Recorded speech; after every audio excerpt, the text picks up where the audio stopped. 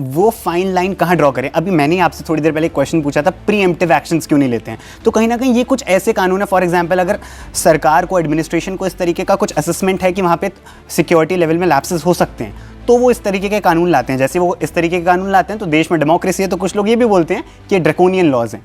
तो इस fine line को कैसे ड्रॉ किया जा सकता है? देखिए, फाइन लाइन तो ड्रॉ है ऑलरेडी। मैं वही बात कर रहा हूँ कि जब सरकारें राजनीतिक दुर्भावना से कोई कार्रवाई करेंगी जी, राजनीतिक दुर्भावना से कार्रवाई ना करें, जो आतंकवादी गतिविधियों में संलिप्तता किसी की पाई जा रही है या फिर लगता है कि अगर आतंकवादी गतिविधियों में शामिल हो सकता है या होगा, तो उस पर कोई भी कार्रवाई करिए, देश हर एक व्यक्ति उसके साथ होगा। लेकिन बहुत सारी कार्रवाइयाँ हमने राजनीतिक जीवन में, हम लोग भी अब इतने वर्ष के हो गए, आप भी देखा होगा, बहुत सारे लोगों ने देखा होगा कि बहुत सारे इन कानूनों का दुरुपयोग राजनीतिक दुर्भावना से होता है। तो वो दुर्भावना से हमें बचना पड़ेगा। तो मतलब इसका कोई परमानेंट सोल्यूशन आने वाले टाइम में आता नहीं दिख रहा है, क्योंकि राजनीति और पार्टियां तो आती जाती रहेंगी। बिल्कुल, और परमानेंट सोल्यूशन मुझे नहीं लगता इस बात का होगा। इसका परमानेंट सोल्यूशन यही है कि अगर हमारे जो वोटर हैं, हमारे जो देश की जनता, उनको सजग करना पड़ेगा, उनको शिक्षित करना पड़ेगा, उनको ये समझाना पड़ेगा कि ये जो पुलिस वाला जब गोली मारता है या फिर कोई सरकार दुर्भावना की वजह से किसी भी व्यक्ति को, चाहे मैं किसी और विचारधारा को,